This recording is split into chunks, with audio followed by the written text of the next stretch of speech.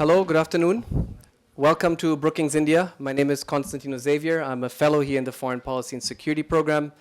Welcome to all, to Brookings. Welcome to the speakers for an event which is a mix of a personal and a professional, a mix of an event to remember, celebrate, but also look ahead around a figure which has been key to South Asian studies in the United States, in the South Asia, and to many people who are present here in the form of a mentor and a supporter, Professor Stephen Philip Cohen, who passed away in October, and is really someone who's shaped, I think, the lives of many people in these rooms, whether through direct knowledge and interaction or indirectly through his phenomenal work. We have really a variety of speakers who will share a lot about his career. Let me just restrict, my introductory remarks to 5 key points. I think the first one is we're really remembering a scholar, a first-generation scholar in the United States who worked on South Asia and the region as a whole. He had his MA from Chicago in 1959. He was a native to Chicago. He went on to the University of Wisconsin, where he got his PhD in political science and Indian studies in 1967. I was looking at his CV. The last one I had access to when I was his research assistant to Brookings in Washington, D.C., 2012. His last CV version I had access to had listed 15 books, 51 chapters, 54 articles, and 30 monographs and reports. Second, I think Professor Cohen left a legacy of interdisciplinarity. He's done work in political science, IR, security studies, but also anthropology and sociology, for example, disaster management, conflict studies in South Asia. And therefore, if you look at his reading list, I had access, he'd given me once his reading list, which has around 51 pages of works across South Asia. This was his sort of master list of bibliography. You find everything. You find Quincy Wright on the study of war, a classic.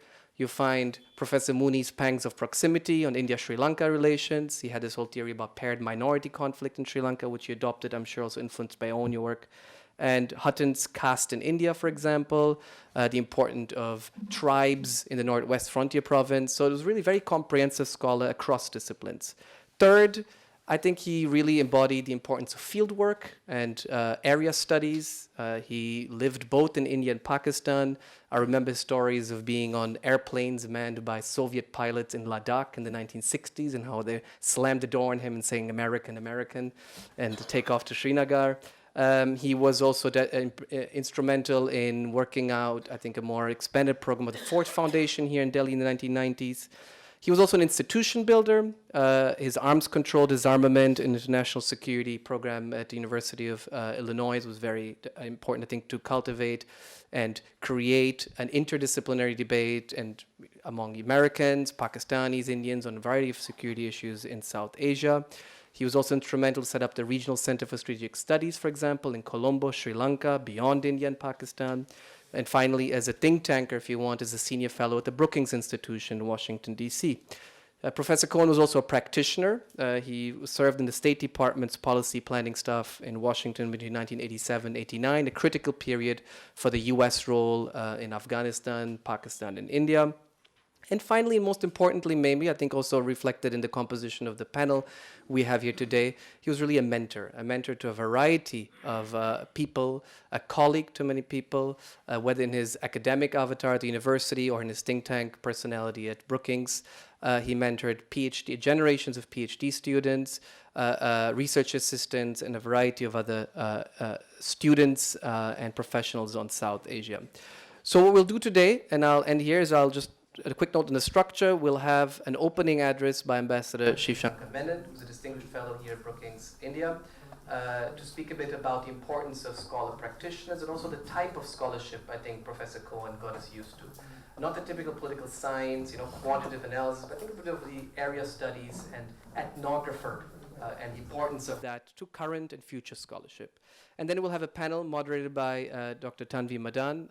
I'll introduce the panelists a bit later on. For the time being, let me introduce Ambassador Sashanka Menon, who's a distinguished fellow, as I mentioned here, Brookings, India. He served as a National Security Advisor to the Prime Minister of India between 2010 and 2014, as Foreign Secretary of India between 2006 and 2009. He served as High Commissioner of India to China, Pakistan, Israel, and Sri Lanka. He's currently also the chairman of the advisory board of the Institute of Chinese Studies and the author of Choices, Inside the Making of Indian Foreign Policy, 2016, and A Nehruvian Foreign Policy Today, 2015. Thank you, Ambassador. Up to you. Please. Thank you, Tino. Thank you very much for that introduction. Remembering Stephen Cohen it's sad to believe that he's not there, because he's been with us for so long and sort of guided us in so many ways. And especially for a practitioner like me, Stephen Cohen was the academic that one wanted to talk to. And that is rarer than it should be. But why did one always look forward to seeing Stephen Cohen? For one, he understood both the theory and the practice of government, and their rather tenuous relationship with one another, because he understood the practitioner's dilemmas in making policy, and how governments and institutions like armies are constrained in their policy choices. This is rare, particularly for those whose object of study is something that is often as irrational and therefore irritating to neat and tidy theory, something as I said, as closed as government policy and political processes often are. Stephen, unlike many other scholars who seek refuge in theoretical or methodological purity, was willing to look at reality in the eye, study it, warts and all. And there was always an empirical basis to his conclusions. Stephen never told you what others thought, nor would he be satisfied with the literature review or a mishmash of secondary sources, which is often passed off in strategic studies, at least, as scholarship. He always spoke for himself, as an independent observer, as a scholar, making his own judgments. And he was willing to tackle the difficult issues. We, the objects of his research in India and Pakistan, didn't make it easy for him. But despite that, if you look at the studies of the Pakistan Army, for instance, of India, of strategic behavior in the subcontinent, they met a very high standard of objectivity. The proof? They made their subjects unhappy, but not unhappy enough to contradict his facts. To argue with his conclusions, perhaps. But that he welcomed. He was quite happy if you did that. And he would be the first to say that that is your right, to argue with my conclusions. And while he would calmly and rationally defend his point of view.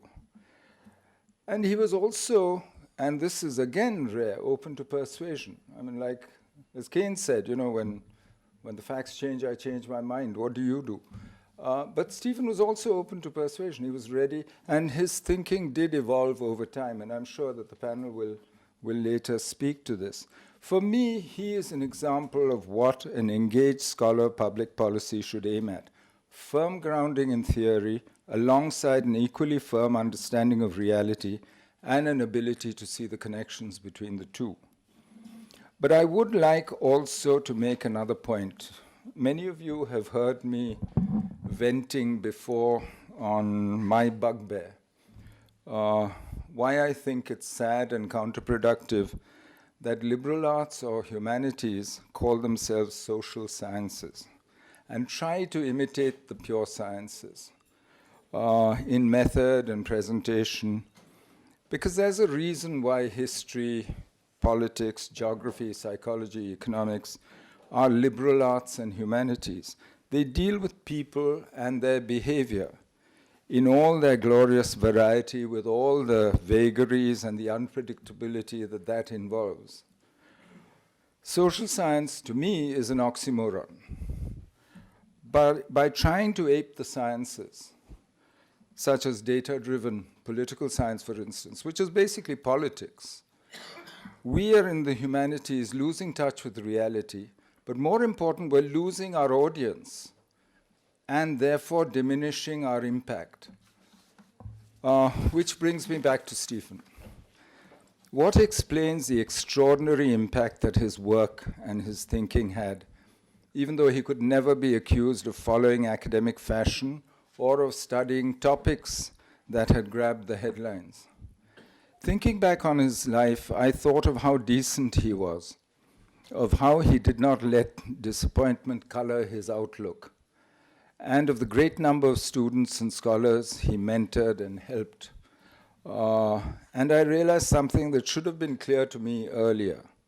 Unlike the pure sciences, for a scholar in the humanities, to be good at what he or she does and to have impact, some human qualities are essential. Empathy, an ability to see others' points of view, and an understanding of how humans act and feel. And these were what Stephen always brought to the table. He will be truly missed. Thank you.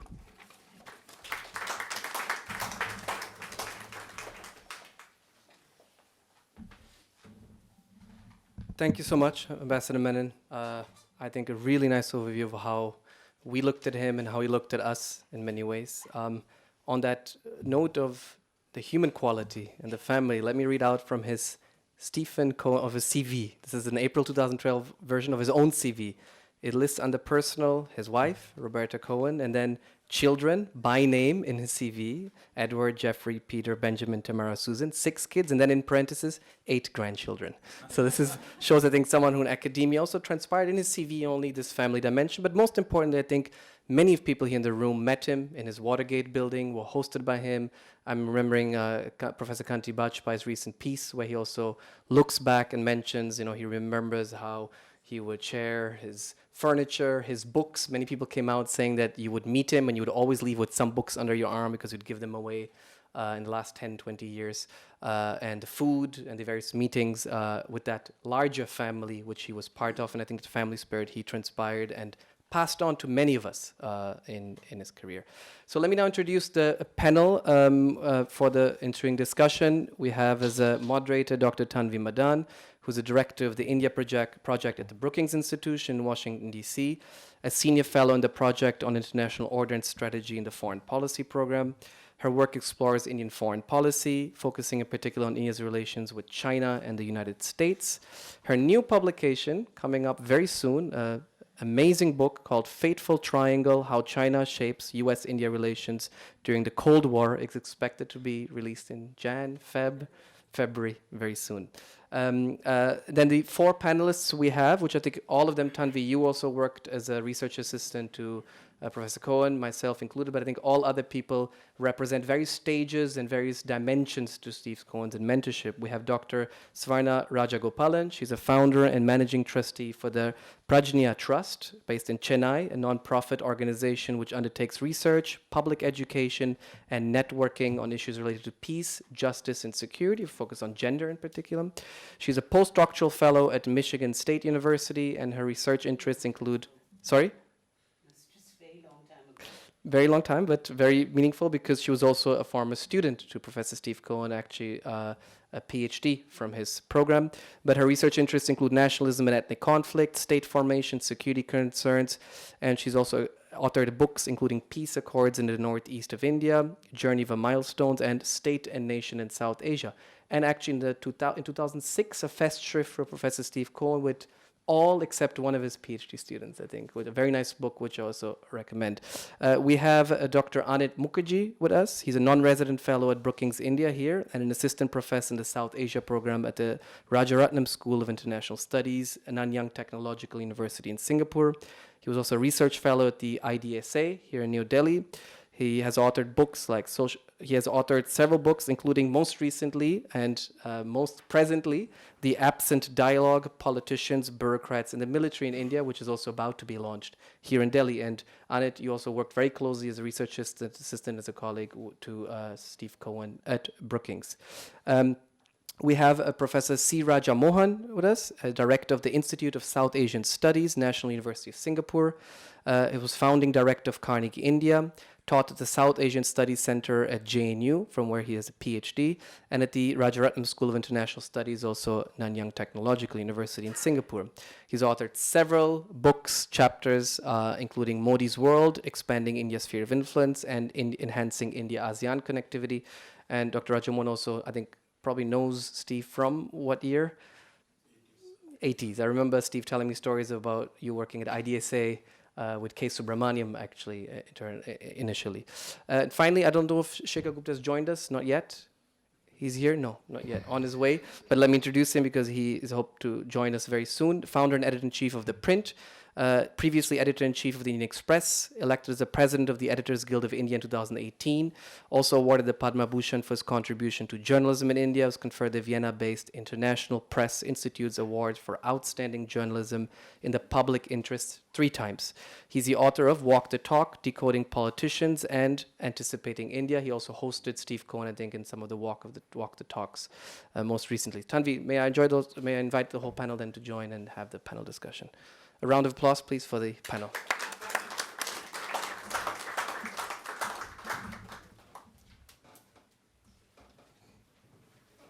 Thank you all for joining us. Just so you know, we are also recording this so that Steve's family who are all around the US can see this either live or later. They're going to be doing a memorial service in Washington this Saturday.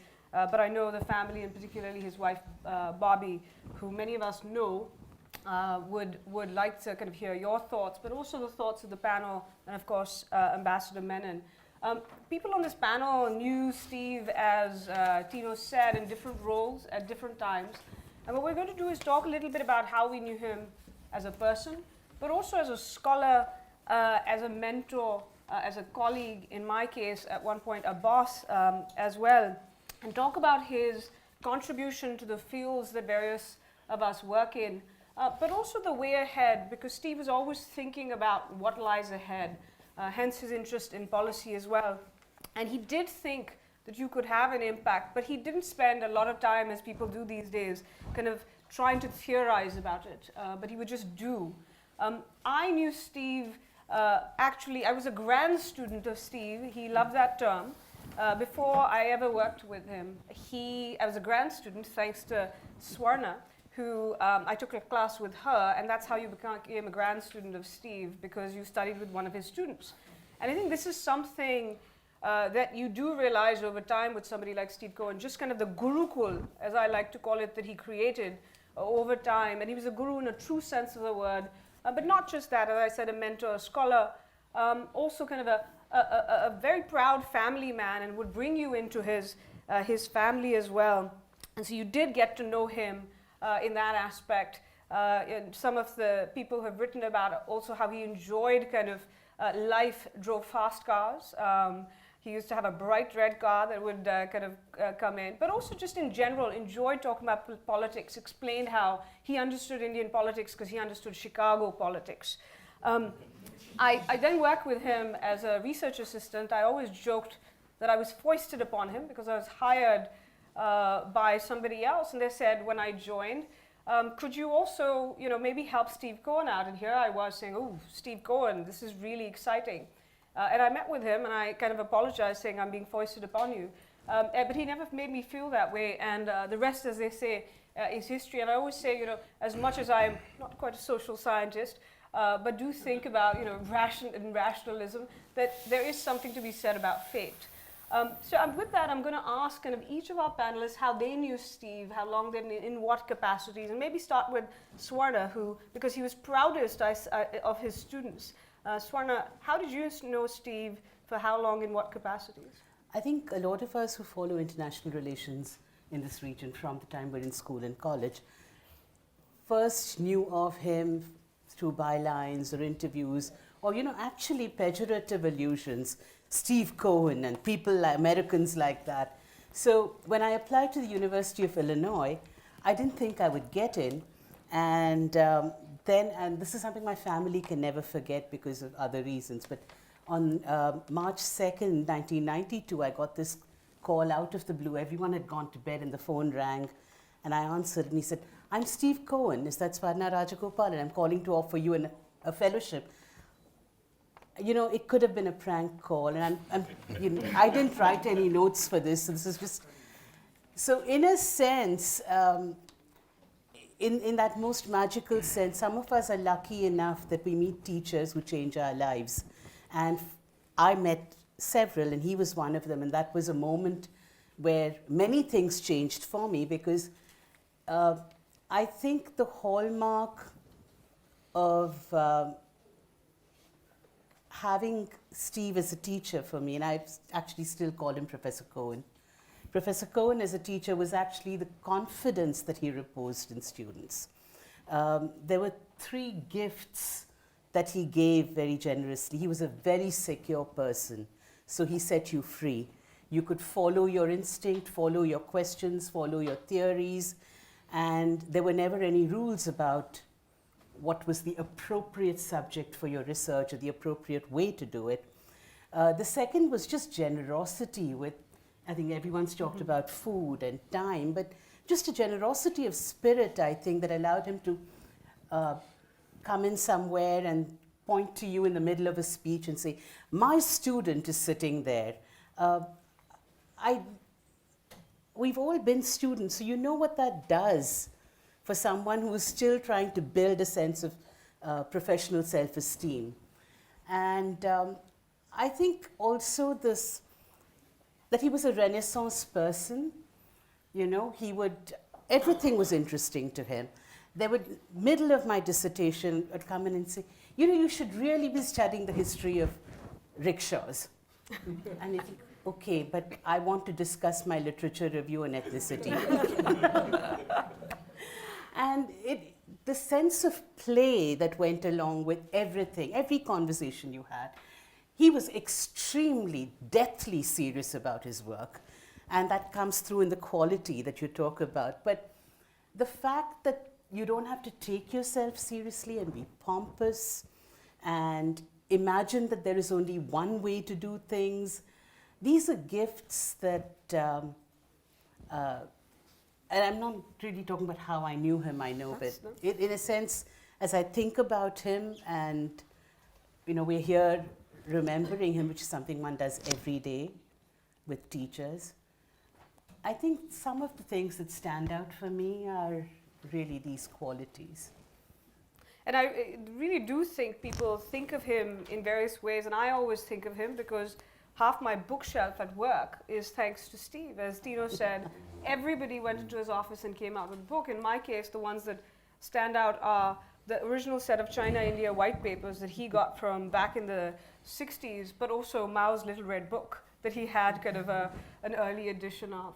Raja, you've known him for a number of years as well, in a different capacity than Swarna, but also have talked about him as a mentor as well. Tell us a little bit about your thoughts about Steve, how you knew him, any memories as Swarna just shared.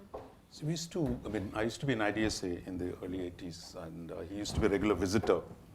And in IDSA in the 80s, we used to specialize in demolishing who of the American who walked into the building. I mean, that was and as a fresh grad PhD from JNU, and the sense of knowing everything in the world, what is right. So we really had a fairly adversarial relationship because the issues that were beginning to come into play, whether it is on the Kashmir question or India-Pakistan, the nuclear proliferation, clearly the bugbears of which, some of them are still are, on which we used to have a lot of arguments. And one of his articles, I think, which was created a lot of controversy at the time, the road to NPT, that is for India, lies through Srinagar. So now you could imagine, what the reaction was in India at the time. And many of us, really contested that argument. But that argument, he was also reflecting a reality of the policy-making system, because he had just come out of the State Department policy planning. The prospect of India-Pakistan acquiring nuclear weapons and the return of the insurgency, militancy in Kashmir led to this grand theory of the world's most dangerous nuclear flashpoint. That became the animating spirit of US policy for a long, long time. And I think that became actually a fairly contested thing. So through the 90s, we had a very contested relationship. But when I went to Washington in the early 90s as the Washington correspondent for The Hindu, then I traveled to Illinois, where he was. I discovered a completely different side of him, which is really that he was, his empathy for the region as a whole, for India, for Pakistan, and his generosity to his students. I mean, it was like they opened their home and heart for whoever Indians who showed up in Illinois, the deep cornfields of Illinois. I mean, that he was there as a generous, someone who was willing to support and give all kinds of help. And later, when he came into Brookings, I got to know him a lot better. We used to meet him quite often in Seema Sirohi's house. Seema is right here. But that he got a fuller personality of his. And by the time, I think we also evolved, Indian discourse from being very, suspicious of America to one of actually engaging the Americans. And I think there, whenever he used to greet me later in the 2000s, so he was surprised that actually there could be anyone who could argue the case in India for a India-US strategic partnership. Because it's almost treason at the time, as anybody who argued that was in serious trouble. So he used to always say, you belong to the America lobby now. So that is actually, for him, he was as surprised that 2005, how that marked a fundamental difference in the way India dealt with the US and how the US dealt with India. Because for the US, there was no way out of the Kashmir as the biggest flashpoint, while Bush actually separated the two. And in India, an unaligned India would never deal with the US. So that was the prevailing dogma in Delhi, if you say.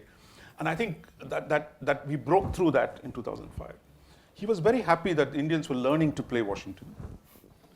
He was also surprised that the Indians were willing to now to argue this in a more easy way. But I would think with one quality I'll remember forever is this humor, an irreverent humor. There was one of his first India-US defense dialogues, 89 or 90, 90, beginning of 90, just after the Gulf War. We were in Washington, an interesting Indian team. And Richard Haas, who was then the senior director for the Gulf, was making the presentation about the New World Order to the South Asians, Indians who just came. So Steve, at the end of the speech, would ask, in a very mocking tone, he asked, Richard Haas, can you tell me what the New World Order is? Can you define it for me? Of course, Richard said, look, if I tell you, I'll have to kill you. And later, of course, he hired Steve back into Washington. So I think that's also something for us Indians. I think we took ourselves too seriously.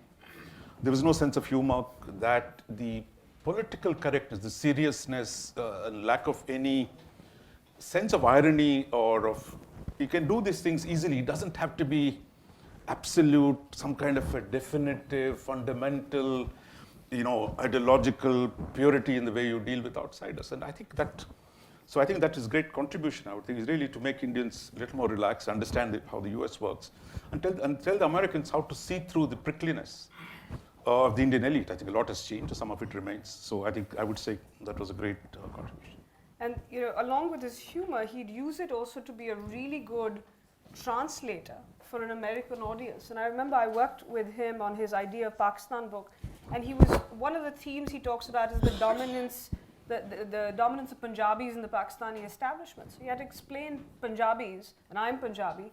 How do you explain it to an American audience, what Punjabis are like? And he decided the best way to describe it is Punjabis are a mixture of Texans and New Yorkers. And people immediately understood this. Anit, and we welcome Shekhar Gupta, who's also here.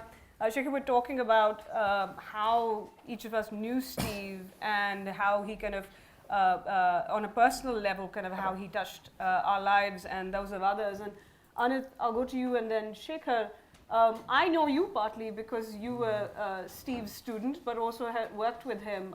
Tell us a little bit more about your experience as somebody who came in, former military guy who came into Washington and decided he wanted to be a PhD student. So I'm going to tell two tales about Steve. First is about the way he changed my life. I was still in the Army. I was applying to grad schools in the US mostly. I didn't know about anything I want to do with my life. I had no clarity about why I wanted to go in for study. All I know is I was fighting my father, who was in the Air Force, and was saying, you're an army guy, you're leaving the army. Why are you leaving the army? That basically proves that the army is full of pongos who don't have brains, right? So I was fighting my father, trying to get out and establishing myself. And somehow my statement of purpose in CV reached Steve's email, right? And he saw the statement of purpose I'd written for grad school, and unknown to me, without being prompted, he wrote a statement of support to Johns Hopkins SAIS, which thereafter gave me a half-tuition scholarship that allowed me to attend the school, right? And I didn't know that. He never told that to me. I found out later because I was in the admissions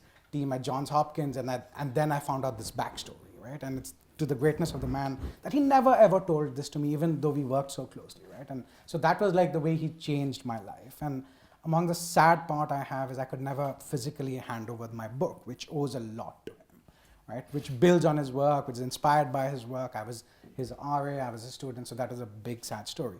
But the other story I had was about why do we call him Steve, right? And I worked for him at the Brookings as an RA, and very initially on, I was ex-Indian Army, I was like, sir this, sir that, sir this, sir that. He's like, no, call me Steve. Obviously, I can't say that, right? I'm, no, sir, yes, sir, no, sir. And then he said, if you don't call me Steve, I'll throw a paperweight at you, right? And so obviously, under threat, under duress, even though I thought I was brave, I started calling him Steve.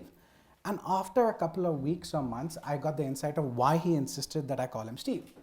Because when he was doing his book, I could contradict him and say, Steve, I think you're wrong here. Steve, I think you have got this incorrect. And he used to ask me for that feedback, right? And I could do that if I said, Steve, right? Steve, I think you're totally missing the point over here. I think you need to emphasize this or underemphasize this. And the insight I got was, if you add the sir, as soon as you add either prefix or at the end of the sentence, it's very hard to say you're wrong. What does that mean for Indian military culture? I would leave that unsaid, right? I'm not going to bring that up over here. But the other thing I want to talk about was Steve's intellectual institutional building up, right? I mean, at ACDIS at Urbana-Champaign, he had a hand in building up the careers of most of the strategic experts. He housed them at Urbana-Champaign at a time when Indian America had not transformed its relationship. So if it's Arun Singh, Kanti Bajpai, Rajesh Basru, you talk about the galaxy of strategic studies experts that we have all across the world today. At some point of time, some of them were Amit Gupta. At some point of time, they had the Steve Cohen, ACDIS, Urbana-Champaign connection. And what he did at a time when Indian-American ties was not good was create a community of scholars who got to know each other, create a community of scholars who got to know both countries and actually said, listen, they are not evil or we can work together. And I think the payoff came in 2005 and afterwards when India and then America started to transform its ties, you had a community of intellectuals who knew both sides and were kind of acquainted with it. And so the ACDIS connection, the Urbana-Champaign connection is a great story. It's a great story about his intellectual contribution and his institutional contribution. And so as other countries think about engaging India, I say, look at that model, right? Create conditions where you can enable scholars, analysts, practitioners in both countries to live, work together, and understand each other. And that would create conditions for engaging India. Could I add a one-sentence footnote to the ACDIS point before? I think you were also at ACDIS at some point, but not exactly there, but you were visiting. I talk about that. Yeah. The is actually that it was, you talk about strategic studies and you think you're talking about this India-Pakistan nuke thing only, but ACDIS also had people writing on hydropolitics, on disasters, on all kinds of security issues other than the usual. Shekhar, I know you, I first met you through Steve when you came in to see him. And he was kind of a relationship builder, was never he was very generous with people, didn't keep his contact list very closed. But you knew him in a very different aspect than some of us who knew him as people who were either looking as students or RAs. Tell us how you knew Steve and your thoughts and memories of him. Well, first of all, Steve's great strength was that he could get you to defect to his side from journalism to academia. So he could pretend that he was your teacher and you could pretend that you were a student. Now, I was never really his student, right? But I can still go around pretending he was my teacher because he reached out. I think the biggest difference he made to the larger debate was that he made the debate mainstream. And how did he do that? He did that by reaching out to journalists and bridging the gap between strategic academia and journalism. So you got people like us who usually would go to an academic for a quote, right? And he would catch hold of people like Raja, who he knew had a mind of their own, but needed a larger platform and a larger audience. So he brought the two together. And the very fact that Raja came and worked at the Express for quite some time was in a way indirectly connected to, if I had not known Steve, I would not have known Raja so well. I met Raja in Washington when I had some affiliation with Steve and Actis, but I wasn't Actis.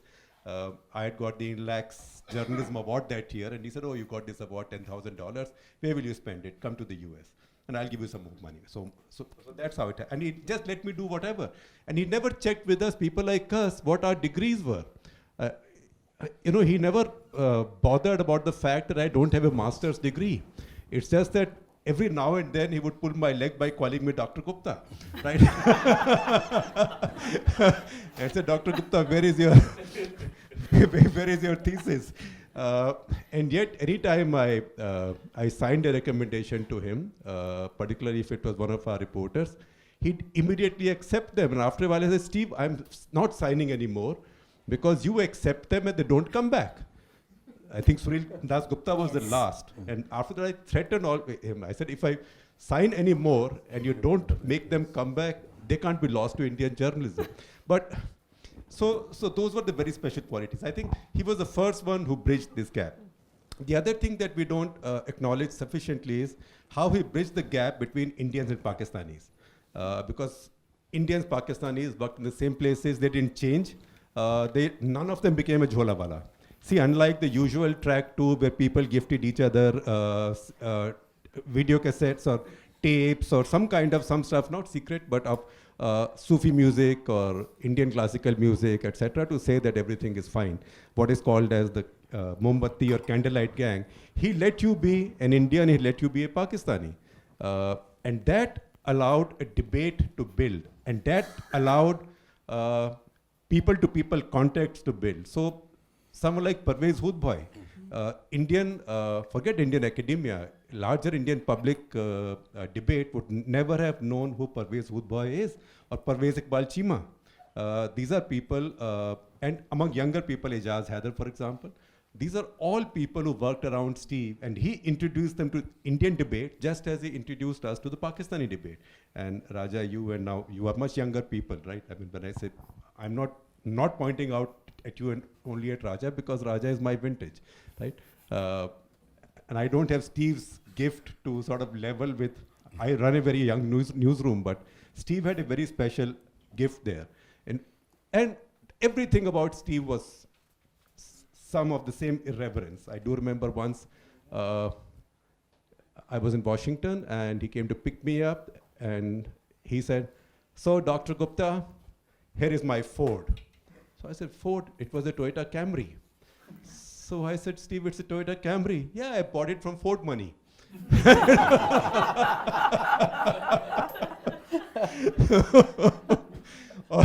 When he was resident at Ford in Delhi, I'd gone to have lunch with him, and we were walking across IISc to have lunch. And we saw Jagmohan inside. Obviously, Jagmohan was reading his books as he used to do in the library, and his guards were standing outside. And Steve's designation then at Ford was scholar in residence. So Steve said, hey, Dr. Gupta, scholar in residence, target in residence. So he could do stuff like that, but he was a very serious scholar. Also, remember, he started out being a Pakistan scholar. He started out being seen as a Pakistan scholar. When I take you back to the 80s, nobody thought of him as an India scholar. There was much greater, enormously greater suspicion of American academia in India than in Pakistan, because Pakistan establishment quoted American academics. He could he was invited for a meal every time he was in Pakistan by Ziaul Haq himself, who banned his book. And when he asked him, why did you ban my book if you like me so much? He said, your book is too good for people of Pakistan to read. People of Pakistan are not mature enough. So he asked him what the problem was. And Steve later said that I figured what the problem was. There was a line somewhere where he said that Pakistan has the finest army in the world that never won a war. Because they think they won 65, right? So it took a long time for the Indian establishment, etc., and even for us younger journalists at that point, I'm taking you back to mid-80s, to level with Steve, because I remember he was at our home once for dinner and we had called a few people, some of whom you know, some of whom are still the leading lights of sort of liberal India, liberal left India, who usually ride the Congress bandwagon because left can't give them much. Left's gravy train has no gravy on it, so they ride the Congress. And one of them walked into my home, at my tiny home in Saket, and turned around and said, "Ye to CIA agent hai. You've called a CIA agent, how can I come for dinner to your home?" So this was that period of suspicion. Also because he had written about Indian military, Pakistan military, how did he get access there? How does he get access there? Does he get gifts from the Pakistanis? All that stuff would go on. So I think he built quite a cadre, and he knew one art that I've not seen any American academic possess to that degree. That is to reach out to the journalistic community. So he turned more scholars into journalists and more of you scholars into public debaters than I think all the other American strategic scholars put together. And that's why his influence transcends so many generations. And I think that was key because he always, this idea that you had to kind of go out, it wasn't scholarship, wasn't an ivory tower. And he wanted to keep contemporary. So not only would he be on your TV screens, on any given number of channels, but he also, at a time when there was still a lot of resistance among scholars, he joined Twitter under kind of Abu Cohen. And actually really enjoyed it. And there were lots of people who still would say, you know, this is kind of not serious enough. But he said that is how new people are going to debate. And he would kind of join in.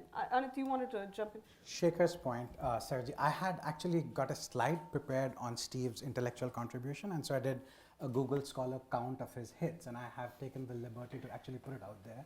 In part because I think you're right to a partial extent, Shaker, which is Steve was identified as an American, as a CIA agent. But if you see his first real book, his thesis was on... he wasn't identified as a CIA agent. Somebody... sorry, identified as in thought of. He was like imagined of. And I want to talk about this because I think his thesis was on the Indian Army. And that's a very good historical book, The Indian Army, which he wrote, and that was his thesis. But after that, 72 onwards, when America was thought of as the evil one with Kissinger's thing, he was basically denied a visa to come and work in India. And so from 71 to 77, until the Janta government years, he had to go to Japan, and he explained it in his book, right? He said he felt really sad because the first time he came to India was 63 to 65. And he had amazing access at that point of time. He lived in the outhouse of B.P. Moria. Right, yes. Who was a minister.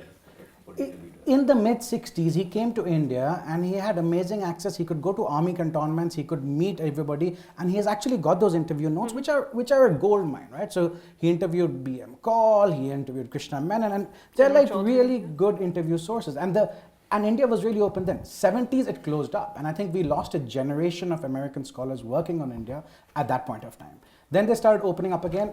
In Pakistan, his book was adored. So he went to Pakistan on a tourist visa. Ziaul Haq heard him give a press conference, invited him home impromptu for dinner, and he said, I love your book on the Indian Army. Do one on the Pakistan Army. So Steve wrote the book on the Pakistan Army. Zia promptly banned it, which is... He did him a favor and he said, I'm doing you a favor. It would be read if I ban it, and he promptly banned it. So that's where Bollywood gets the idea from. Create some controversy, threaten to ban it, it'll sell a lot. But I think this story tells you a lot, right? Can I just add something? See, 62, 63 in some ways was a very short-lived golden period of Indo-US strategic relations. 63 is when US Army had a 2-star Major General sitting in Delhi, running a mission in Delhi. because after the war against China, Nehru had reached out to Kennedy, and then obviously Kennedy died and Nehru died and all that stuff happened. But 62-3 was an aberration. So even the scholars who came in 62-3 and wrote about India were then viewed with great suspicion by Mrs. Gandhi and her people. So people like Cleo Rose, Myron Wiener, all of them suffered because of this, and all of them were denied visas for a very long time. So some managed it. So if I could end that story, sorry, on that count, arming without aiming, right, 2013. Not too many people know this, but Steve Cohen came and spent 10 days in Delhi after getting clearances from the Indian embassy to come and engage with the Indian military and defense establishment. And I was there at IDSA at that point of time. He was waiting at the USI guest house for 10 days saying, Abhi phone call aayega, abhi phone call aayega. And he did not get a phone call, because the MOD and the services did not want to engage Steve Cohen on his book. Why I tell this story? Because I think this sort of attitude of ours, which is prevalent across establishment of not engaging scholars, is self-defeating. You are losing a wonderful opportunity not just to engage people who shape opinions, but also to actually get the real story out. And it continued till 2011, right? And I think it will still continue to this day. And so I would make a fervent plea that, look, I mean, and here's where I get into my bugbear, which is not just about scholarly access, but there's a mountain of declassifying job that needs to be done, which cannot be done, which stifles the growth of strategic studies in this country. And you might think that's a really simple bureaucratic procedure. It's a very simple bureaucratic job which nobody does. There is no official whose job it is to do it. And so if you have to really honor Steve Cohen or K. Subramaniam or Arun Singh, who's still alive, obviously, or people who are interested in the growth of strategic studies, let's start doing that. And I'll end with this on this topic, and then we can move on, because I don't want this to be a monologue. Among the things that he said in his book was, studying India toughened you up. By comparison, the rest of the world was easy. Which I think is a great way to It's deal with great training, Indian though. But I do want to ask kind of Raja and Swarna about this, because despite all these issues, he really did, in many ways, change kind of what we think of as South Asia studies and strategic studies, and maybe kind of talk a little bit about that kind of scholarship. Sunil Dasgupta, who was one of his former students and his research assistant, wrote a piece. Among the reporters I lost to. That's right. Also a former reporter. It wrote about, despite Steve turning away from political science for the reasons Ambassador Menon said, nonetheless his contributions to political science. But for both of you, talking about kind of the fields you work in now, could you talk a little bit about how Steve changed that field that you're in? Look, I would say, just a word about the suspicion. I think the tragedy was deeper. I think Steve himself was a product of the 40s and 50s, when India studies flowered in the United States. Almost every major university, every Ivy League university had a fairly flourishing India studies department. There was expansive engagement between the academic institutions. In fact, the ISIS, the Indian School of International Studies, had a lot of American professors teaching. You had actually a fairly robust relationship. I think the breakdown of the relationship in 60s, India's turn towards more populist, a word that is back in fashion, and I would say xenophobic direction, which is of distrusting outsiders. We shut our doors. It's not just to the Americans, to everyone. So barring our Soviet and the East European friends, nobody came here by the 70s and the 80s. So I think Steve's contribution was to persist in that context, to keep up the studies. But I think it had tragic consequences as well. There are two levels. I think one, because we drove away so many of scholars who were working on India by denying visas. China studies was just opening up. China was, as they say, is a closed economy, a closed country with an open mind. They were open the doors for the Americans. So the dramatic shift and the advantage of doing Chinese studies, while the harshness and the difficulty of doing India studies, really set us in the two directions that you see happening in the 1970s. But the second part of it, while Steve persisted, I think his focus shifted more and more to the security studies, because the only guys who were interested in paying for South Asian studies, the guys were the nuclear wallahs. DTRA, you name it, every single fund. Only guys who were interested in India and Pakistan, because the economy, there was nothing. There's no other social engagement. it is the danger of a nuclear war. So I think in a way, Steve's worked quite a bit of it in the 90s, looking at the four crises between India and Pakistan, looking at the Kashmir question, looking at promoting a dialogue across between India and Pakistan. I think it also had begun to limit his own possibilities because there's no funding for anything else. India was still not open. And that led to, I think, a number of consequences. I mean, I would say one of limiting South Asian studies to India-Pakistan, of limiting Indian studies to the nuclear question, to the limiting the possibilities of imagining both the subcontinent in an economic sense, the natural flows that exist still in the subcontinent. So I think we got tied down to that. And it's only after 2005 where the economic growth opens a whole new door. The political cooperation in the larger sense opens up a lot of place.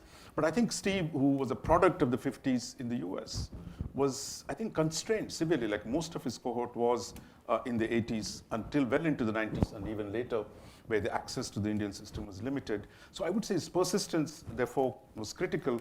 But today, I think, as we look ahead, the important thing is to see that we need to think of our own security, our own relationship with the US in a much broader sense than the limited manner in which we framed. Because as we said, as we discussed earlier, I met Steve actually on the evening of July 18, 2005, and the nuclear deal was signed in the afternoon. Steve was quite surprised. I mean, in fact, I might tell a story. Brookings, Strobe had convened a meeting of the South Asia Wallas and the nuclear Wallas. I said, look, he wrote a brilliant 800-word op-ed after that, saying how bad the deal was, why the deal won't work. And it's the best critique of the deal, and being a good journalist, you could produce in 800 words. I think the entire community in Washington was disappointed, surprised by what could happen. That, I think, is an important thing to see. The US was changing. The people who came to US-India relations were not prepared for the change internally, nor were they prepared to accept, look, India was changing and that India could do things it did not do before. It is that fundamental change that has taken place. And I think our security studies, or larger, will have to be informed by, one, how India itself is changing. There shouldn't be any doubts about that these days. And how India's relationship with the rest of the world is changing. And the US. For example, all of us have been involved in the India-US relations. We constructed around Indo-Pacific, trade. But those premises are under great shaky ground in Washington today. That is, if you don't understand the US as an entity, because after all these years, there's no US studies in this country. Forget American studying us properly. We have no 5 million Indians, perhaps, but no center to study the United States. And I think unless we see what a messy, complex mechanism that the US is, our ability to deal with it is going to be, again, constrained by slogans or by potential problems that might arise on trade, on immigration, on the range of issues.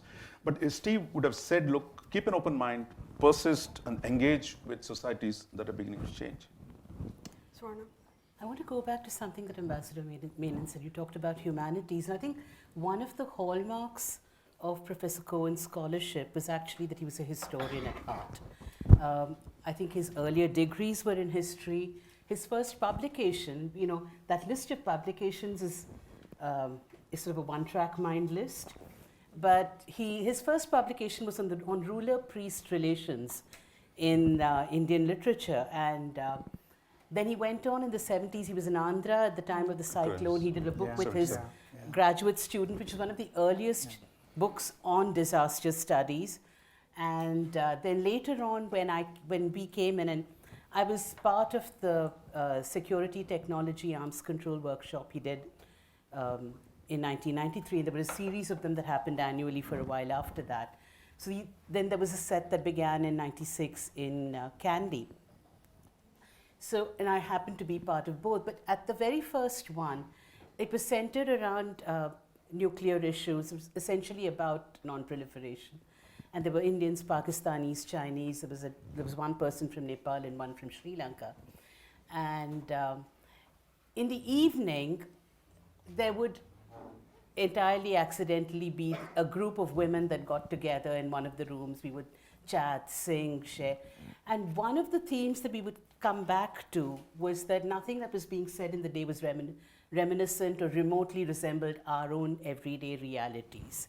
And for those of us who were already feminists and were thinking about these questions, this was the beginning of trying to relate our politics to this completely what remains really a masculine field. The boys talking about the boys talking about the boys talking about men, machines that the boys make. And we would, moving from that, I began to write about this, and we put together a panel, just a bunch of graduate students in '96 at a Midwest conference that Steve agreed to chair. Now, you would think about Steve Cohen and you think about all these boys talking about boys things, but he had the openness of mind and heart and politics to understand that there was something substantial that we were talking about here that needed to be given the support of a senior scholar. You know, he took it seriously. He read what we wrote. He quoted what we wrote. And there was enormously important to us at Actis. As I said, there were projects on hydropolitics. There were projects on energy security long before security studies began to take cognizance of them in a sort of mainstream way. And I think that to discuss his academic contributions without looking at these other dimensions that he actively encouraged, that these were not things he put up with from maverick graduate students out of an act of kindness. He was genuinely engaged. If I wrote about the Ramayana, he really wanted to know about it. If we wrote about feminist critiques, he really wanted to read. We had one very important test, though, that everybody except Aristotle failed. He would say, what is the shelf life of this work? We'd get hooked on something contemporary and hip and say, this is such an important new work. And he would listen and say, what is the shelf life of this work? Will it last as long as Aristotle's Politics? And that's quite the bar to meet, right? It is. But it is. It is, I mean, on that subject, I think it is very kind of, one of the things that struck me, especially having gone from India, where you didn't disagree with your bosses and you were supposed to kind of say yes, you didn't question professors, is that you could disagree with him. On this question, I didn't want to, one thing I said is I don't want to work on India-Pakistan. There's too much work on that. And I would disagree that that's what, and he was okay with that. But also I remember the book that I have was once upon a time, my dissertation, and he read it.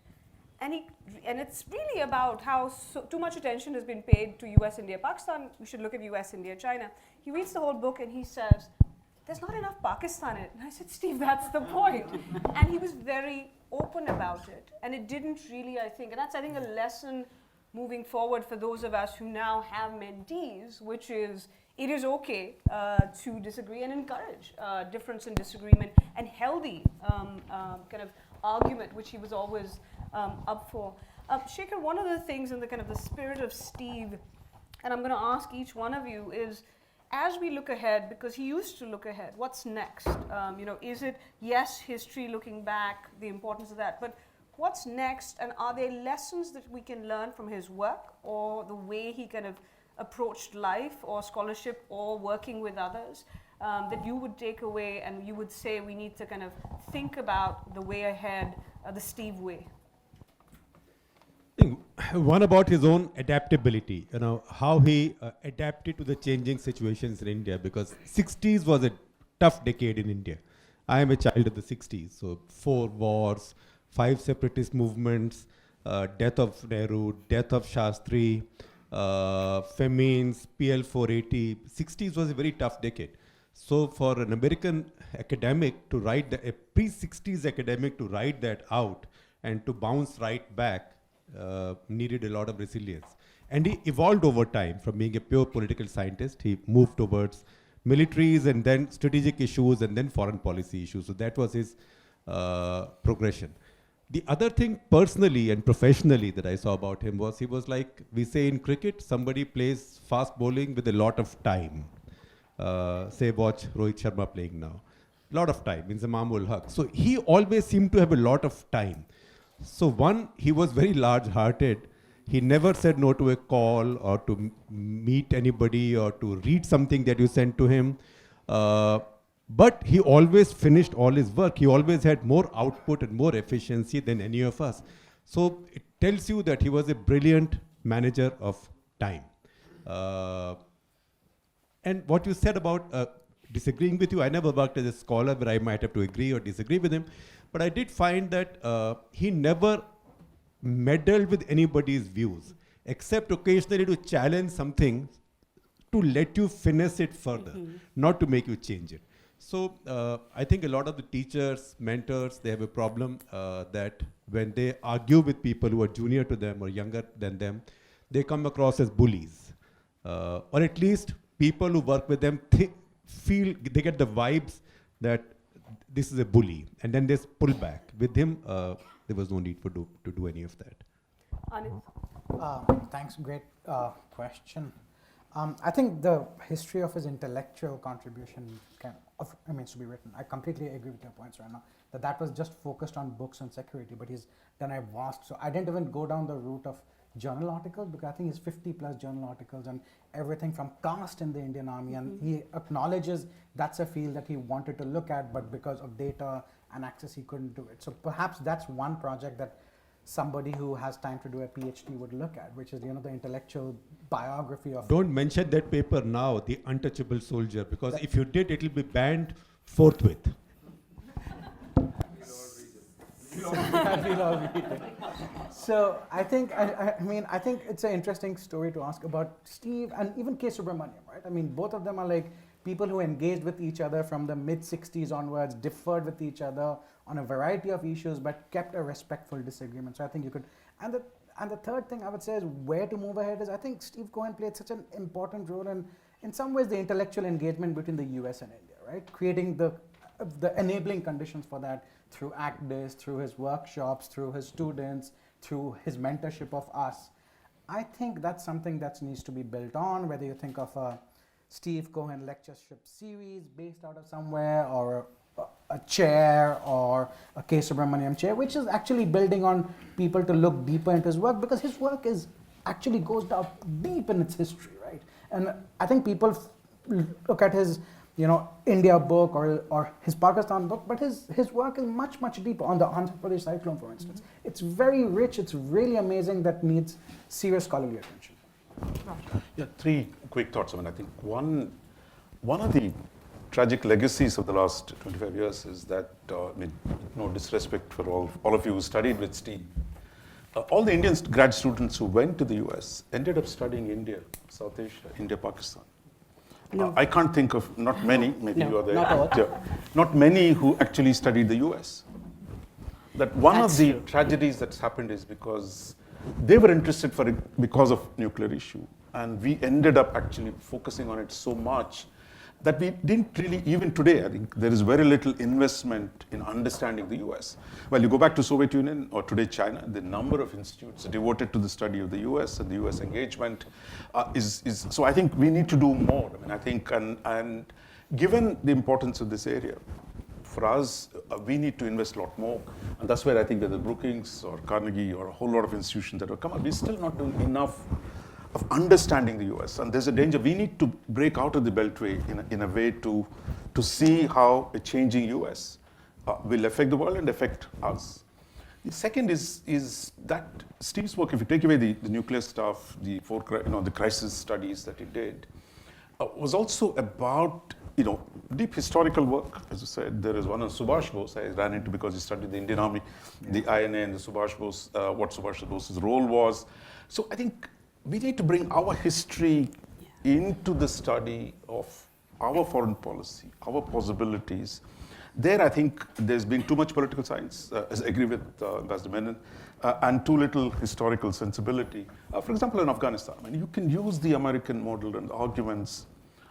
If you don't understand the Pashtun question and how it has evolved over the last 100 years, in which India was deeply involved, I don't think we'll get the dynamics of Afghanistan.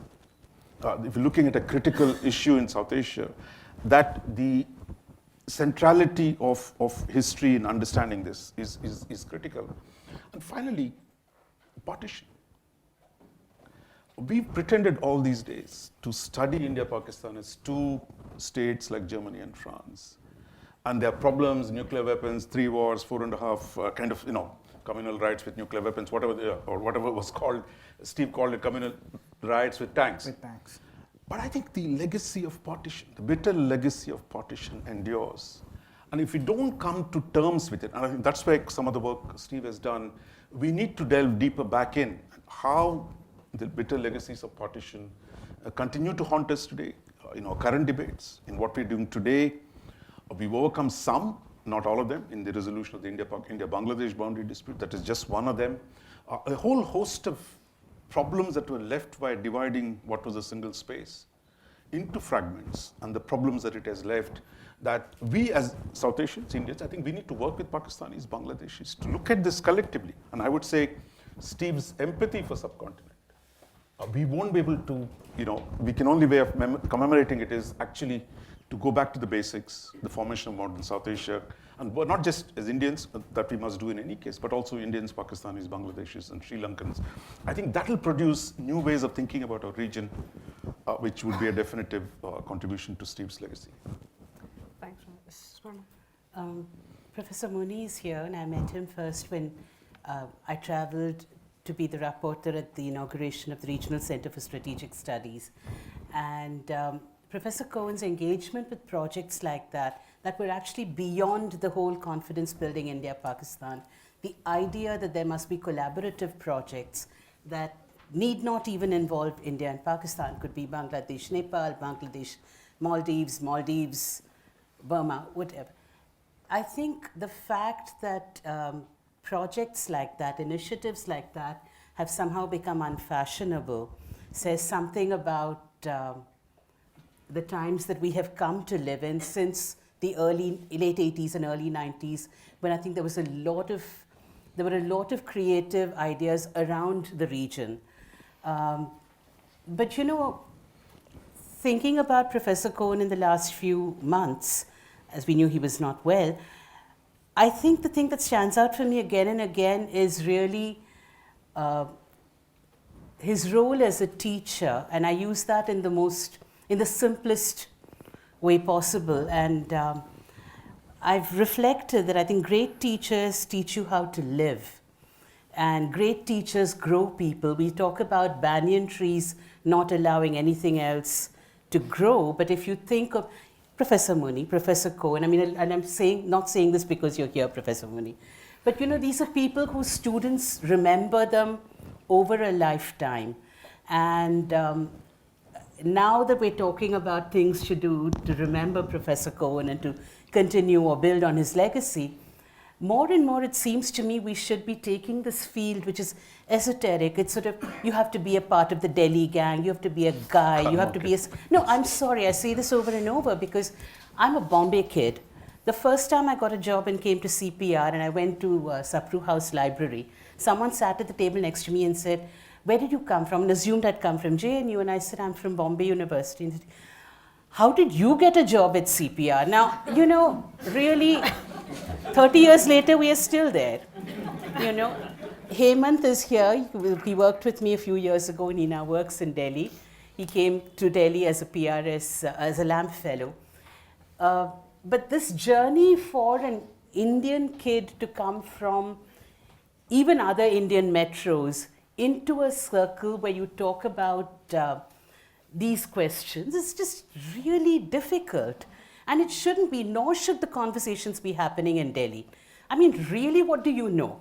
What do you know? What do you know about what insecurity means to somebody living in a coastal area dependent on fishing, 10 minutes away from the Kudankulam reactor, in an area that's being dried up because there's no water? What do you know about insecurity in a way that is meaningful for the people of this country?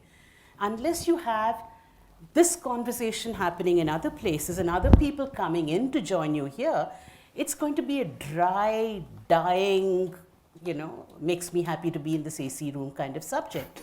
And so for me, as I think about this, I'm thinking, what can I do to take this conversation and plant it, nurture it, grow it in other places? Because, that's where the rest of India lives, the rest of the region lives, really. And, to build these, it is easier to talk from Chennai to Colombo and Chennai sometimes even to Islamabad or Karachi than it is to reach somebody here. So then if that's the way the connections can grow, so be it. Singapore is closer to Chennai than Delhi is. Professor Suryanarayanan likes to point that out at every More flights. seminar. So that would be what I would, that's sort of where my heart is going. I mean, it's not in another lecture, another book, another project. I mean, I think my kind of two lessons are related to that. I think one is there's this quote in a John le Carré novel that the desk is a dangerous place from which to view the world. And I think Steve's kind of dedication to picking up with family, some of his kids were born in India, at a time when it didn't even have all the accoutrements that we have today, and go and continue to learn, do field research, the importance of research when everybody's churning out blogs every second, everybody has an opinion.